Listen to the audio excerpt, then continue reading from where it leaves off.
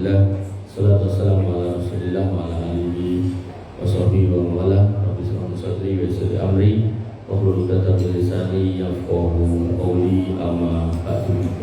Ibu yang dirahmati Allah, alhamdulillah tadi sudah disampaikan Bu Ketua, kita harus selalu senantiasa bersyukur atas nikmat iman Islam yang kita miliki, yang harus selalu dijaga dengan takwa. Dan takwa yang terbaik adalah di atas ilmu, dan ilmu yang terbaik didapatkan di majelis ilmu, dan majelis ilmu yang terbaik ketika dibacakan di dalamnya Al-Quran dan dipelajari isinya serta disampaikan sunnah-sunnah nabinya. Dan tentu setelah ilmu, nah itulah diamalkan. Nah pengamalannya itu adalah takwa, dan itu yang disebut dengan ilmu yakin, ketika kemudian diamalkan menjadi hakul yakin.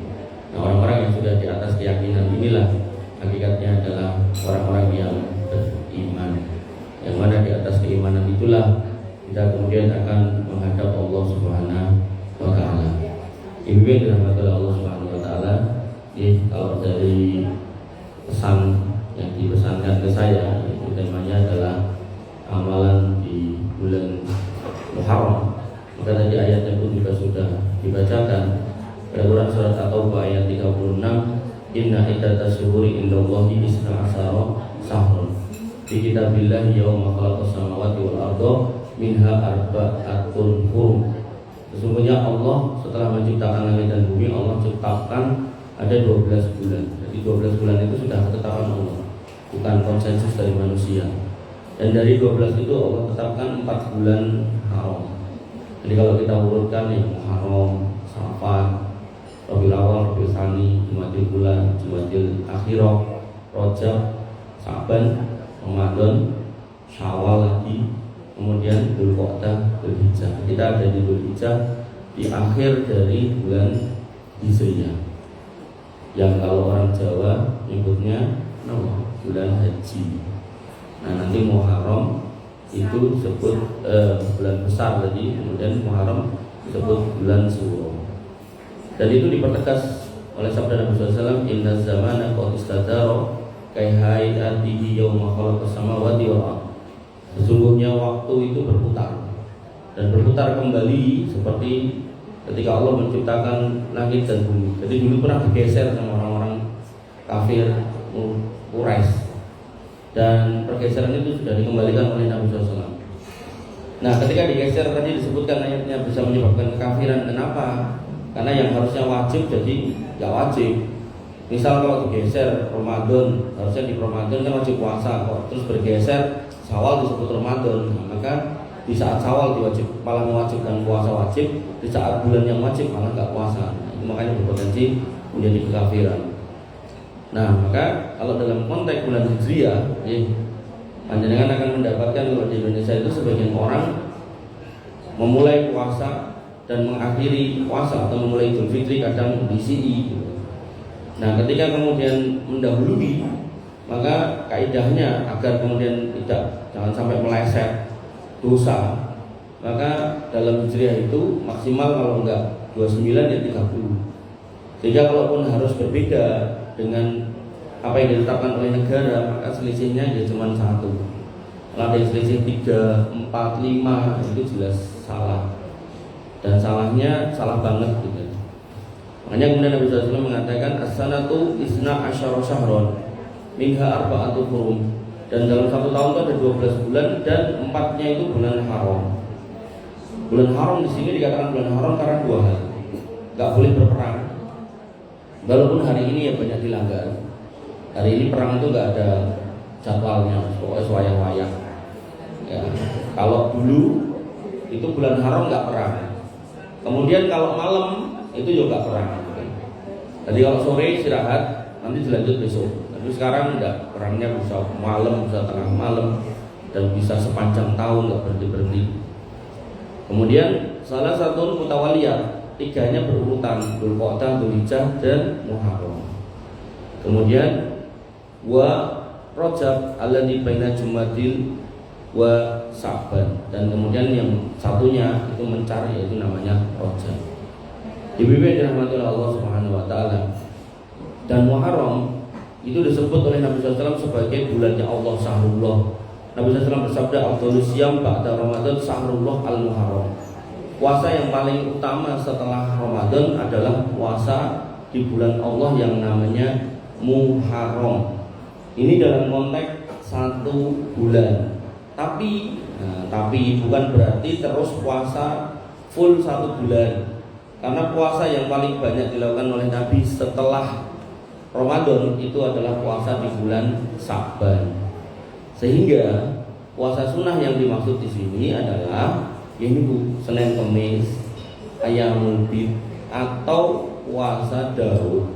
Dengan pilih mana yang paling mudah dan dengan lakukan sebanyak mungkin di bulan Muharram itu yang paling mendekati kebenaran. Tapi puasa full sebulan itu tidak ada kecuali Ramadan, dan setelahnya adalah Sya'ban, itu maksimal 15 hari atau setengah bulan. 10 hari pertama apa? Sya'ban. Itu saya nggak tahu dalilnya. Yang ada 10 hari pertama bulan Dzulhijjah. Kalau bulan Dzulhijjah ada dalilnya. Ada. Dzulhijjah kemarin. Kalau Muharram juga nggak ada dalilnya. Maka ketika dikatakan itu bulan yang mulia dan kemudian puasa yang paling afdol, yaitu puasa sunnah pada umumnya, tapi dilakukan sebanyak mungkin. Senin Kamisnya jangan ditinggal, berarti seminggu Senin dan Kamis kali 4, 8. Atau dengan ngambil Daud, berarti kan kalau 30 hari dibagi 2, 15. Atau dengan Senin Kamis ditambah Ayyamul Bid 8 tambah 3 berarti 11. Nah, kemudian wa afdhalus shalah ba'dal fardhah sholatul lail. Sholat yang paling utama setelah sholat wajib adalah sholat lail. Dan ini jangan sampai salah kaprah. Salah kaprah pripun? Kadang ada orang sholat malam itu dari jam 1, jam 2, nanti menjelang subuh 15 menit ngantuk, tidur, bangun-bangun duha. Nah itu salah. Yang benar gimana? Yang benar ketika jenengan mau sholat subuh itu jenengan bertahan sampai benar-benar sholat. Kalau itu tidak bisa, maka sholat malamnya jangan terlalu jauh dari subuh.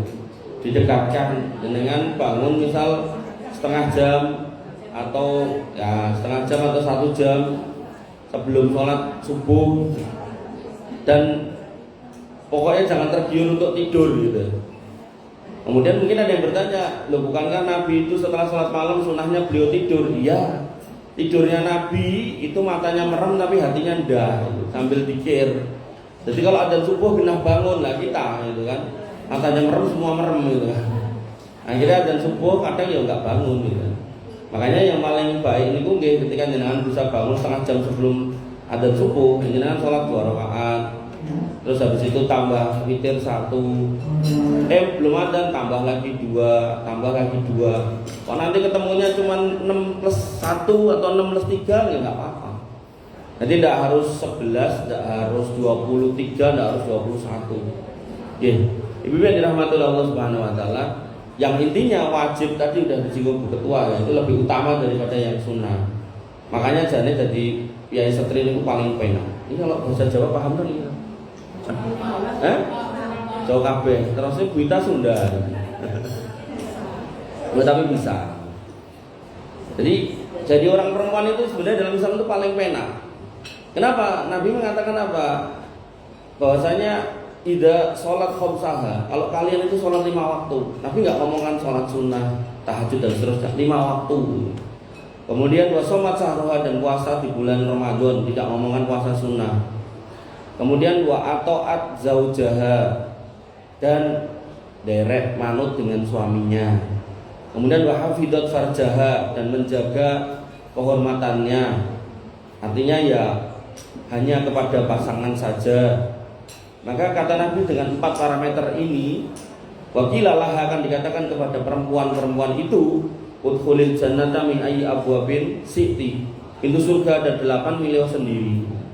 Jadi sebenarnya dari orang perempuan itu enak. Sholat Jumat nggak ada kewajiban buat perempuan. Haji umroh kalau kemudian tidak punya mahram ya nggak wajib.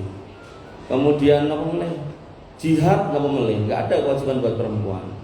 Dakwah nggak ada.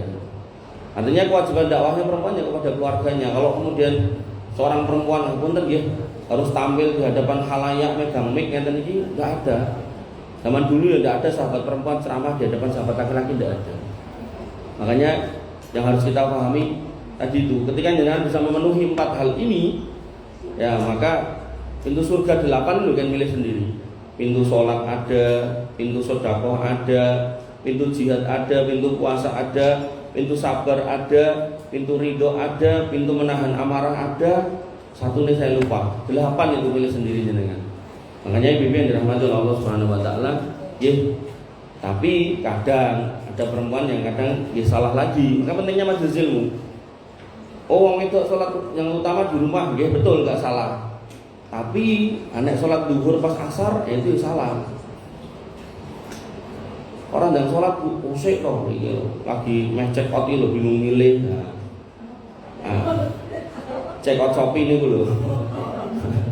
Atau mungkin saya tahu lagi nonton ini loh, rampung. Nah begitu kemudian 5 menit kemudian adzan asar, padahal itu waktu zuhur, ya tentu itu jelek walaupun sholatnya di rumah. Ngoten. Sehingga ketika rumah jenengan dekat sama masjid, ya jenengan sholat di masjid rampung dan mulai istirahat atau ngapain ya silakan. Tapi kalau kemudian ditunda-tunda sampai menjelang selesainya, maka Allah menyebutkan wailul lil musallin. Celakalah orang-orang sholat. Kapan? Bukan soal sholatnya, tapi soal metodologi sholatnya. Alladzina hum an sholatihim sahun. Orang yang lalai dalam sholat pripun ya tadi itu. Sholat duhur mendekati asar, sholat asar mendekati maghrib, sholat maghrib mendekati isya, sholat isya mendekati subuh.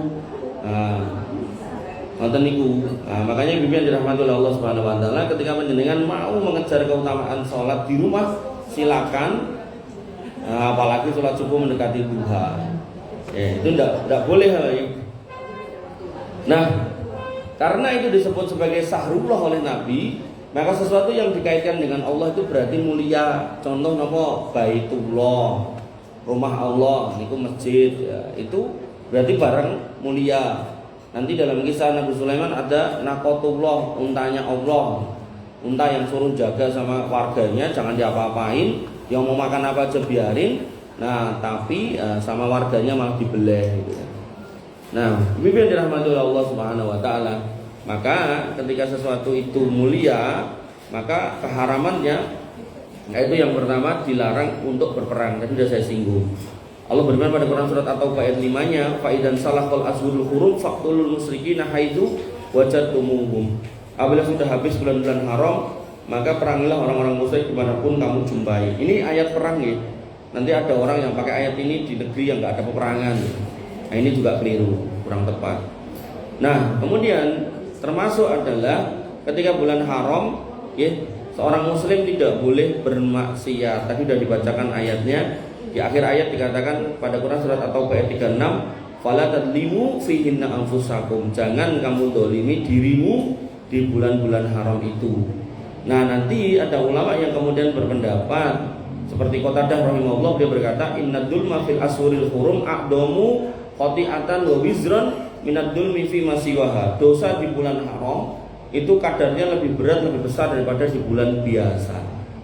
Jadi sama-sama dosanya sama, tapi begitu itu masuk bulan haram maka nilainya lebih berat daripada bulan biasa. Kenapa? Karena bulan-bulan haram itu bulan yang mana Allah memuliakannya. Kemudian hari yang paling mulia menurut sebagian ulama, salah satunya Abu Usman An-Nahdi, yaitu 10 awal bulan Muharram. Tapi ya, tapinya dalilnya enggak ada. Nah, beliau mengatakan kanu yu'addimuna salasa asyarat. Kami para sahabat dulu mengagungkan 10 hari yang pertama, 10 hari. Bisa pertama bisa terakhir. Nah, yang pertama al-asrul awakhir min Ramadan. Kalau Ramadan itu 10 hari yang terakhir. Dan itu utama di malamnya. Kenapa? Karena ada Lailatul Qadar. Kemudian wal asrul awal min Dzulhijjah, dan 10 awal yang pertama bulan Dzulhijjah. 2 ini ada dalilnya. 10 awal Dzulhijjah yang utama siangnya. Kenapa? Karena ada hari Arafah. Sehingga rumusnya ketika Dzulhijjah jenengan pas dalu bar isak niku mang sare. Nah, nanti pagi bar subuh nganti maghrib mang lek-lekan niku nek Dzulhijjah. Nek Ramadan niku dari bar subuh sampai duhur mang istirahat. Mungkin nek cek kurang ya asar istirahat, nah maghrib niko sampai subuh meleh mang melek. Berjuang untuk mendapatkan Lailatul Qadar. Karena yang namanya Lailatul Qadar itu harus di malam hari turunnya. Dan sampai kapan? Hatta matla'il fajar, sampai terbitnya fajar, yaitu waktu subuh. Kemudian wal asrul awal minal muharram. Ini beliau gak nyebutkan siang atau malamnya. Berarti ya bisa siang bisa malam. Tapi sekali lagi yang ketiga ini nggak ada dalilnya. Makanya dalam konteks yang ketiga ini tadi yang ditanyakan Bu Ketua ini saya tidak tahu dalilnya. Nah, Bibi yang dirahmati oleh Allah Subhanahu wa taala, tadi sudah disinggung, maka disunahkan untuk memperbanyak puasa. Dan puasanya bukan puasa yang ngebleng, yang bikin rumus sendiri enggak, tapi puasa yang ikuti sunahnya, yaitu Senin Kemis atau puasa Daud atau puasa Ayyamul Bidah. Itu hal-hal yang kemudian bisa kita lakukan di bulan-bulan Muharram. Dan kemudian nanti puncaknya adalah di tanggal 10-nya. Itu yang disebut dengan puasa Asyura, karena tanggal 10 ya. Nabi bersabda, "Siyamu yauma Asyura ahtasibu 'ala Allah ayyukaffira sanatal ladzi qablahu." Puasa di tanggal 10 Muharram itu aku berharap mudah-mudahan Allah mengampuni dosa kita setahun sebelumnya. Kalau puasa Arafah setahun sebelumnya dan setahun yang akan datang. Hanya saja, ini mulai catatannya, Imam Nawawi mengatakan dosa yang dimaksud adalah dosa-dosa kecil. Nek dosa besar tetap dipersyaratkan taubat. Dosa besar itu apa? Dosa yang ada ancamannya neraka, dosa yang ada ancamannya laknat, dosa yang ada ancaman pada pelakunya. Nah, tapi dosa kecil yang nggak tercakup di situ. Nah, nanti seorang ulama Ibnu Rajab Al-Hambali membuat kitab namanya Al-Kabair, dosa-dosa besar. Dimasukkan di situ 76 dosa besar. Nanti ada lagi ulama yang lain itu membuat kitab dosa-dosa besar, di dalamnya ada 600 dosa besar. Nah, yang terkenal yang 76 dosa besar itu. Nah, makanya Bibi yang dirahmati oleh Allah Subhanahu wa taala, dosa besar harus ditaubati. Nah, apalagi kalau kaitannya dengan kedoliman pada orang lain, harus dikembalikan haknya. Jadi umpama gitu, ada seorang yang geser patok tanah saudaranya, terus dia pengen tobat, tidak bisa kemudian dengan menjual tanah itu buat haji atau umroh, tidak bisa. Itu hanya akan selesai kalau apa yang menjadi hak orang lain itu dikembalikan kepada yang berhak. Makanya dalam beberapa kajian itu saya diminta untuk ngitung warisan. Itu enggak cuma warisan atas orang yang meninggal di atasnya ini, kadang 7 generasi ke atas itu. Berarti panjang banget sampai ke bawah gitu. Dan penuh drama gitu. Begitu udah dihitungkan sampai bawah itu, terakhirnya ini kok penak men dia cah saiki. Nah, penak pripun Pak? Lah ra melu golek ngerti-ngerti entuk. Nah, kalau emang jatahnya haknya ya kita harus kasihkan. Dan akhirnya apa? Ketika enggak dikasihkan, enggak lama beliau kecelakaan, sakit.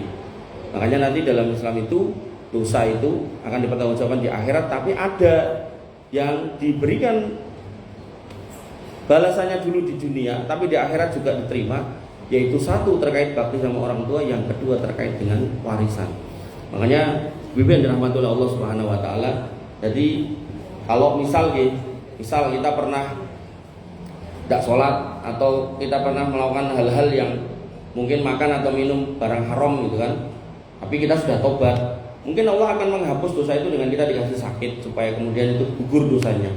Tapi kalau untuk urusan yang dua tadi itu, maka itu kalau nggak ditobati di dunia itu dapat, di akhirat dia dapat.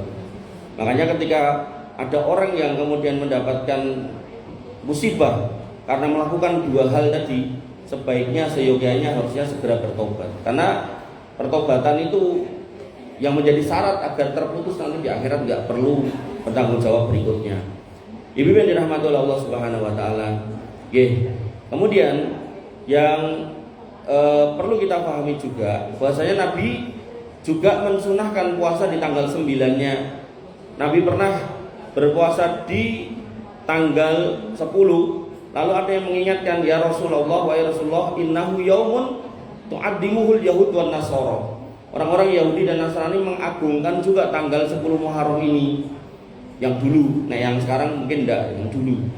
Nah kemudian Nabi pun mengatakan faidakan al-amul mukbil, ya oke lah benawai dewi beto. Jadi Nabi itu selalu menginginkan beda dengan orang Yahudi dan Nasrani, nggak mau sama. Faidakan al-amul mukbil, kalau aku masih dikasih waktu untuk hidup sampai tahun depan, insya Allah jika Allah menghendaki, sumnal yaumat tasik, maka kita akan mulai puasa di tanggal 9. Ini yang dikenal dengan puasa hari Tasu'a. Kalau 10 itu Asyura. Falam ya'til amul mukbil hatta tuwfiya Rasulullah SAW. Namun sayang, seribu sayang, Nabi tidak pernah sampai di tahun depan. Beliau SAW wafat.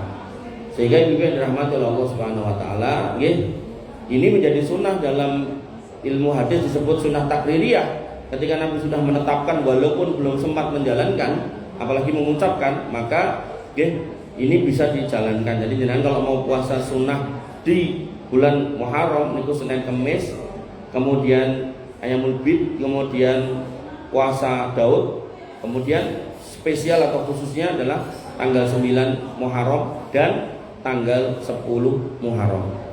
Ibu yang dirahmati oleh Allah Subhanahu Wa Taala. Nah, kalau tadi orang-orang Arab dulu diharamkan untuk berperang dan diminta untuk memuliakan bulan haram, di kita kadang ada hal-hal yang bertentangan dengan kemuliaan bulan haram, ya maunya memuliakan tapi malah kebablasan. Yaitu apa? Meyakini bahwasanya bulan Muharram adalah bulan sial.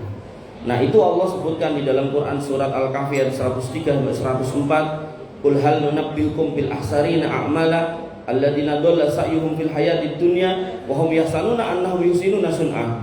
Katakanlah, apakah akan kami beritahukan kepadamu tentang orang-orang yang paling merugi perbuatannya. Jadi ada orang-orang yang sangat merugi. Siapa? Yaitu orang-orang yang telah sia-sia perbuatannya di dunia ini, sedangkan mereka menyangka telah berbuat sebaik-baiknya. Siapa itu? Nah, disebutkan dalam sebuah sabda Nabi SAW. Salah satunya adalah Nabi bersabda, la tasubut dahra fa innallaha huwad dahra. Jangan pernah kamu hina masa, karena masa atau waktu itu Allah yang menciptakan. Nanti dalam riwayat yang lain, dalam versi hadis qudsi, Allah berfirman, qala Allah azza wa jalla, Allah berfirman, yu'dini ibni Adam, manusia itu sudah menyakiti aku. Jadi kalau tadinya dengan membaca Asmaul Husna, nama-nama Allah yang baik, maka ada orang yang menghina Allah, bukan memuji Allah tapi menghina Allah. Siapa itu? Kata Allah, ya subbud dahra, dia menghina masa. Wa anad dahru, sedangkan aku inilah yang menciptakan masa, biyadiyal amru uqallibul laila wan nahar. Semua urusan di tanganku, yang membolak-balikkan masa pagi dan siang, ganti bulan ganti tahun, itu aku. Kenapa kok dihina? Sehingga ibu-ibu yang dirahmati oleh Allah Subhanahu wa taala, di dalam Islam semua waktu itu baik. Tapi di antara yang baik itu ada yang terbaik. Jangan kayak sebagian orang-orang yang tidak paham. Semua waktu itu ada yang terbaik, tapi juga ada yang terburuk. Nah, dalam Islam kalimat terburuk ini tidak ada. Yang ada adalah semuanya baik. Di antara yang baik itu ada yang terbaik. Sama halnya ketika kita dititipi amanah putra, anak, maka semua anak itu hakikatnya baik. Nah, tinggal di antara semua yang baik itu mana yang terbaik. Kenapa? Karena baik buruknya anak itu kembali kepada orang tuanya. Makanya Nabi mengatakan yang namanya anak itu yuladu alal fitrah, lahir di atas fitrah kebaikan. Fa abawahu yuhawidanihi au yumajisanihi au yunasiranihi. Yang mewarnai itu orang tuanya. Nah, kadang orang tuanya mewarnai yang baik, tapi pas dolan orang tuanya nggak ngontrol, akhirnya terwarnai di jalan. Nah, nanti yang tetap yang bertanggung jawab ya orang tuanya yang ditanya. Kenapa kok anakmu nggak sholat kamu diamkan? Nah, di rumah sholat niku. Nah, hal-hal seperti ini yang kemudian harus kita pahami. Makanya orang-orang musyrik dulu, mereka berkata pada Quran surat Al-Jasiyat ayat 24, wa qalu ma hiya illa hayatuna dunya namutu wa nahya wa ma nuhlikuna illa dahr. Mereka berkata bahwasanya kehidupan ini nggak lain cuman soal hidup kita, dan bahkan kita nanti akan binasa itu nggak ada. Kita itu tetap akan hidup enak. Yang bikin binasa itu cuman waktu. Dalam artian pas kita ketemu hari sial, waktu sial kita jadi sial. Jadi bukan kitanya, tapi waktunya. Jadi langsung nyalakan waktu. Maka ibu-ibu yang dirahmati oleh Allah Subhanahu wa taala, wa ma lahum bidzalika min ilmin. Ucapan mereka tidak di atas ilmu, inhum illa yadunnun, yang mereka sampaikan cuman prasangka. Nanti dalam Al-A'raf ayat 131 mereka selalu mencari kambing hitam untuk menyalahkan waktu. Allah berfirman, fa idza ja'atuhumul hasanatu qalu lana hadi. Ketika mereka mendapat kenikmatan besar, mereka mengatakan ini karena kebaikan kehebatan kami. Wa in tusibhum sayyi'atu yatatayyaru. Kalau mereka dapat musibah, mereka menyalahkan waktu, menyalahkan pertanda. Oh iya pantes aku kehilangan dompet, mergo iki ternyata tanggal 13. Oh pantes aku kecelakaan, mergo iki malam Jumat Kliwon. Padahal pon wage kliwon legi paing itu cuma kita kenal di sini, di negara lain tidak ada. Ya di Jawa. Artinya kebenaran itu harus berlaku universal. Kalau memang itu benar, maka di tempat lain harus ngerti itu juga dilaksanakan. Kan keadilan dalam hidayah itu kan berlaku juga di dunia ini. Makanya rahmat Allah itu wasiat kulla syai', melingkupi segala hal. Dan rahmat Allah yang paling besar yaitu hidayah. Nah hidayah didapatkan di orang Jawa kan nggak mungkin, mesti ya orang Sumatera, orang mana-mana ya harus dapat juga. Artinya kalau kemudian benar Jumat Kliwon itu hari atau kondisi yang jelek untuk keluar, ya harusnya orang lain juga harus tahu gitu. Faktanya kan nggak ada, Nabi nggak pernah bercerita. Oleh karena itu maka ibu-ibu yang dirahmati oleh Allah Subhanahu Wa Taala, di sebagian kita, ya ini mungkin perlu kita rubah pelan-pelan ya. Itu meyakini kalau menikahkan anak itu di bulan Muharram itu akan menyebabkan perceraian, konflik, atau mungkin nggak punya anak, atau mungkin rezekinya seret dan seterusnya. Sehingga ketika jenengan ke KUA di bulan Muharram itu sepi, gitu. Nggak tahu kalau di gedung ini Muharram sepi nambah tuh. Ownernya yang mana gitu? Nah, saya yakin sepi gitu kan. Tapi sebelum Muharram ramai, setelah Muharram ramai. Nah sehingga ya itulah yang harus kita pahami. Dan lucunya Nabi dulu ketika zaman Nabi ada, itu yang dikeramatkan kayak sekarang ini itu bukan Muharram tapi Syawal. Jadi orang punya keyakinan kalau nikah di bulan Syawal nanti gini nanti gitu. Dan lucunya Ibunda Aisyah pernah berkata, jadi begitu Nabi diperintahkan untuk membawakan dakwah tauhid, meluruskan akidah-akidah yang bengkok, Ibunda Aisyah berkata, tazawwajani Rasulullah SAW fi Syawal. Nabi itu menikahi aku di bulan Syawal loh. Artinya jihad kita hari ini memang jenengan mau berjihad ya nggak harus ke Palestina. Jenengan kalau masih punya putra yang perlu dinikahkan, nikahkanlah di bulan Syawal. Muharram. Antrinya nggak banyak itu kan. Nah, gedungnya sosok obralan gitu kan.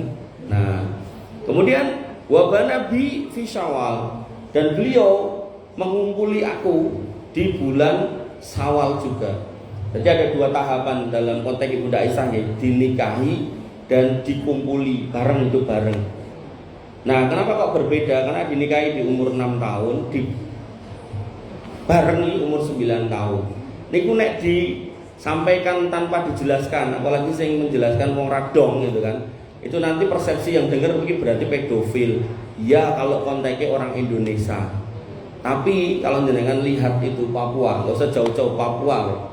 Jenengan lihat di YouTube di mana itu pakai baju merah putih ya, berarti kan masih SD toh. Gede-gede badannya, mungkin sok lebih gede timbang jenengan itu.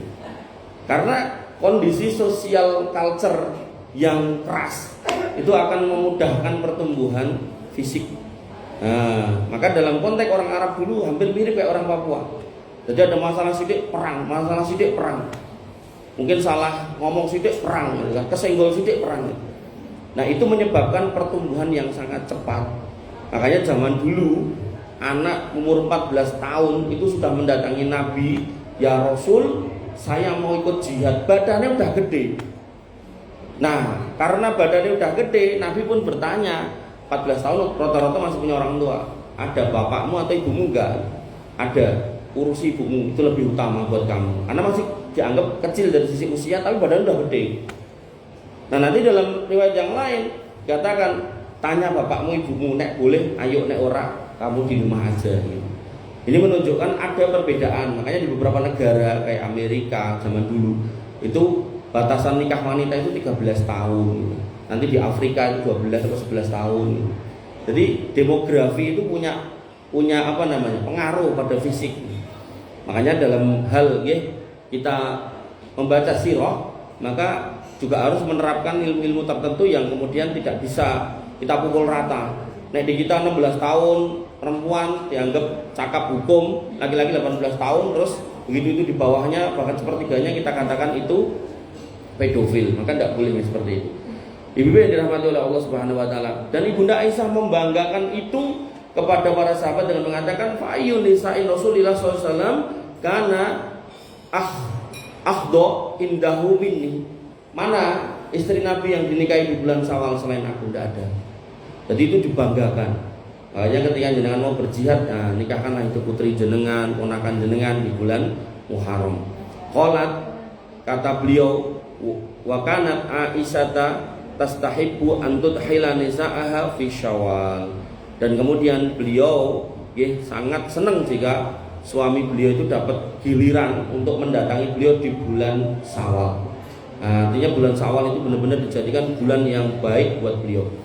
Ibu yang dirahmati oleh Allah Subhanahu Wa Taala, itu terkait dengan keramatnya. Jadi Syawal Muharram itu bulan baik, tapi jangan dianggap apa namanya sial. Itu nggak bagus, nggak benar. Nah kemudian yang kedua, ada juga persepsi yang salah. Kalau bulan Muharram itu adalah bulan kesedihan. Kenapa? Karena adanya peristiwa meninggalnya Imam Husain. Nah sampai nanti ada sebagian orang-orang Syiah itu mereka memukul-mukul dirinya, bahkan mukulnya itu pakai alat-alat tajam sampai berdarah-darah. Bahkan anaknya kecil itu dibawa ditutup nganggo lading sampai batuknya moncrot gitu. Dan itu dilakukan di luar. Tapi kalau di Indonesia mereka belum berani. Mungkin nyalinya belum ada. Mereka masih pakai tangan, duduk-duduk ke sini sosok kepala gitu. Nah itu nggak benar dalam syariat.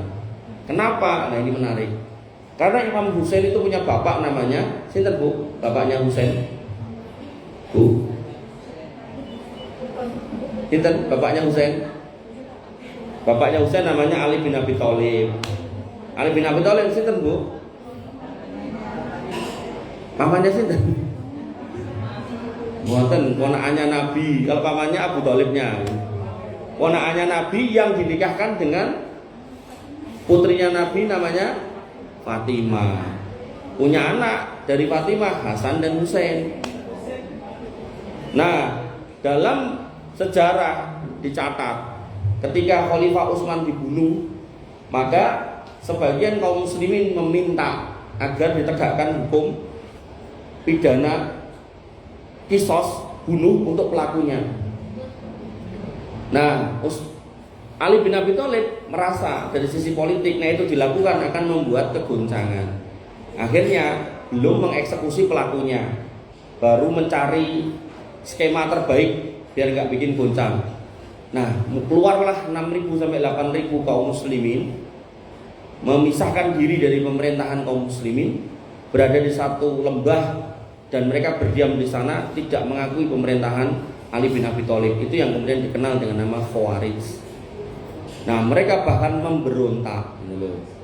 Nah terpanggillah seorang manusia yang bernama Abdurrahman ibnu Muljam, guru ngaji, hafal Quran, tapi ilmunya kurang, ilmu tentang agama, ilmu tentang fikih dan seterusnya kurang. Maka beliau tanpa izin jalan ke sana. Kalau izin sama Khalifah Ali mungkin nggak diizinkan, karena yang boleh berdakwah itu ya cuma yang punya ilmu. Berangkatlah dia, sampai sana ditanyai mau kemana kamu, mau dakwai kalian gitu kan. Belalah yang tanya itu mbak-mbak gitu kan, cantik gitu kan. Wes ora usah dakwai kami ini nggak salah. Nek gelem pengen aku bojo wae malah aman gitu karuane sisan gitu kan. Akhirnya dia yang mungkin alam waktu di Madinah itu mungkin dia ngelamar wong ora tau ditompo, kok di situ malah ditawari orang cantik gitu kan. Disitulah kemudian fitnah mulai bergulir. Dan tentu lagi-lagi menjawab dengan gercep, siap. Tapi si wanita ini pun punya syarat. Nah, sinten niku sing njaluk syarat kan bangun Candi Sewu niku. Bandung Bondowoso. Nek niki syaratnya Bu, Syaratnya adalah aku terima lamaranmu dengan syarat kamu bawa kepala Khalifah Ali. Dan itu diaminkan tanpa mikir itu. Siap. Adalah Khalifah Ali itu punya kebiasaan kalau subuh itu bawa tongkat pendek, dodok-dodok rumah orang sambil jalan ke masjid itu, dodok itu. Bangun itu.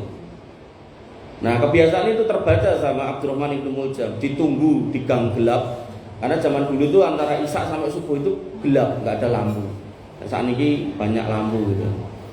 Nah, makanya indikasi orang munafik zaman dulu itu disuruh nyari di masjid waktu Isya sama waktu subuh. Kenapa? Karena mukanya nggak kelihatan gitu. Nah, karena gelap. Nah, singkat cerita, dicegatlah, ditubruklah, dibunuhlah, habis itu digoroklah dan kepalanya dibawa ke hadapan wanita yang menjadi pujaan hatinya tadi. Dan itu dikenal dalam Islam sebagai mahar termahal dalam Islam. Bahkan 1000 candi lewat. Kenapa? Karena ini kepala orang yang sangat dicintai Nabi. Bahkan ketika diminta untuk memimpin suatu peperangan, beliau matanya itu sakit. Nah, cara kita mungkin belen, diludahi Nabi terus sembuh. Selalu terpilih untuk menemani Nabi. Bahkan ketika Nabi dikepung orang Quraisy, dia pun menawarkan diri, saya yang tidur situ, jenengan yang pergi. Dan ini orang pilihan gitu. Sampai Nabi pernah dia ikut di atas bukit Uhud, Uhud itu getar, goyang. Nabi pegang Uhud dan mengatakan, uskut ya Uhud, diemo. Oh coba, fa inna alaika nabiyun, di atasmu Nabi, yaitu Nabi Muhammad. Wasiddiqin, Abu Bakar As-Siddiq. Kemudian wasyahidaini, ada 2 orang yang akan mati syahid, yaitu Umar bin Khattab dan Ali bin Abi Thalib, dan mereka mati syahid semuanya. Makanya bibi yang dirahmati oleh Allah Subhanahu wa taala, kalau menganiaya diri versi orang Syiah itu benar, misal harusnya Husain dan Hasan ini mencontohi yang pertama, tapi faktanya mereka nggak pernah melakukan itu. Sehingga aku yakin apa yang dilakukan oleh orang-orang Syiah itu tidak berdasar. Nah, justru yang ada larangan-larangan meratapi orang mati. Ibu yang dirahmati Allah Subhanahu wa taala, ini gitu dijamin nih. Ini kalau pengen ngomong terus 3 jam betah loh. Mungkin ini aja. Oke, silakan kalau ada yang mau bertanya. Cukup nggih? Monggo. Oh, jenengan ngacung napa hitung-hitungan? Silakan Bu kalau ada yang mau nanya. Enggak ada?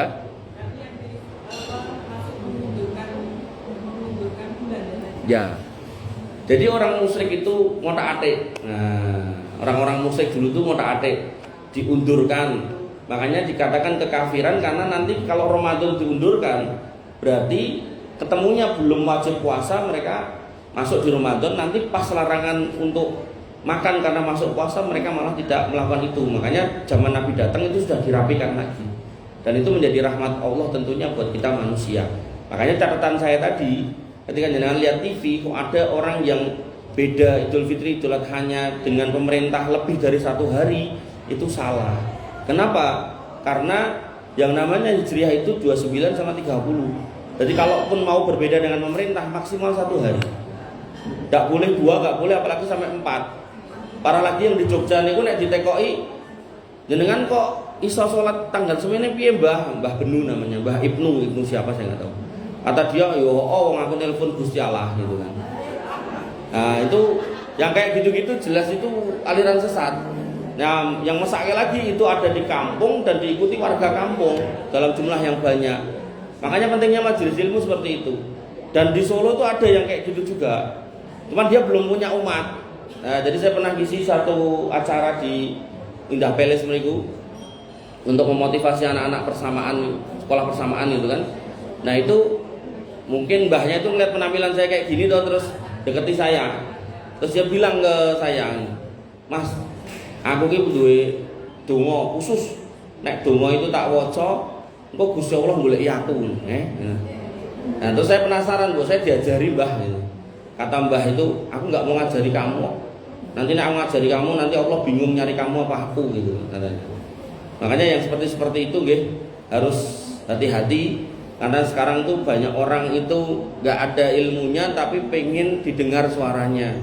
Dan Nabi sudah mengingatkan tentang orang-orang yang seperti itu. Makanya sekarang kalau jenengan lihat medsos itu kan kadang langsung ditekoi kata-kata hari ini apa, kata-kata hari ini apa gitu toh.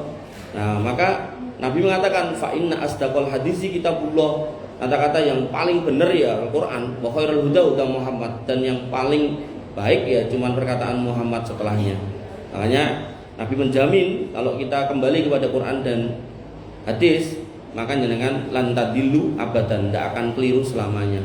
Tapi nek setiap hari nyari yang tadi itu kata-kata hari ini apa, kata-kata hari ini apa, ya kalau kita nggak punya filter, akhirnya kita pas kondisi kita, nuansa hati kita sama kayak yang diucapkan, oh iya bener juga omongan wong iki. Padahal omongan wong itu tadi belum tentu benar menurut agama kan gitu. Makanya ini yang jenengan harus hati-hati, Ibu yang dirahmati Allah. Ada lagi yang mau nanya? Gak ada? Bu Ita? Oh, cukup bingung mete apa ini. Oke, kita tutup dengan doa. Oke, kita tutup dengan doa Ibu yang dirahmati Allah Subhanahu wa taala. Mudah-mudahan Allah tadi mengumpulkan panjenengan semua di surganya. Bismillahirrahmanirrahim. Alhamdulillahirabbil alamin. Hamdan syakirin, hamdan naimin, hamdan yuafi ni'amahu wa yukafi mazidah. Ya Rabbana lakal hamdu kama yanbaghi li jalalika wa 'azimi sultanik. Rabbana lakal hamdu anta nurus samawati wal ardi wa man fina wa lakal hamdu. La ilaha illa anta subhanaka inna kunna minadh dhalimin wa illam taghfir lana wa tarhamna lanakunanna minal khasirin. Allahumma ighfir lil muslimina wal muslimat wal mu'minina wal mu'minat al ahya'i minhum wal amwat innaka sami'un qaribun mujibud da'wat wa yaqdil hajat. Rabbana zalamna anfusana wa illam taghfir lana wa tarhamna lanakunanna minal khasirin. Rabbana ighfir lana dzunubana wa liwalidina warhamhum kama rabbawna shighara. Allahumma ighfir lahum warhamhum wa afihim wa'fu anhum wa akrim nuzulahum wa wasi' madkhalahum waghsilhum bil ma'i wasalji wal barad. Allahumma taqabbal minna siyamana wa qiyamana wa ruku'ana wa sujudana wa tahassu'ana wa tadarru'ana. La ilaha illa anta subhanaka inna kunna minadh dhalimin wa illam taghfir lana wa tarhamna lanakunanna minal khasirin. Allahumma inna nas'aluka al-huda wa tuqa wal 'afafa wal ghina. Allahumma inna nas'aluka ilman nafi'an wa rizqan thayyiban wa 'amalan mutaqabbalan maqbulan.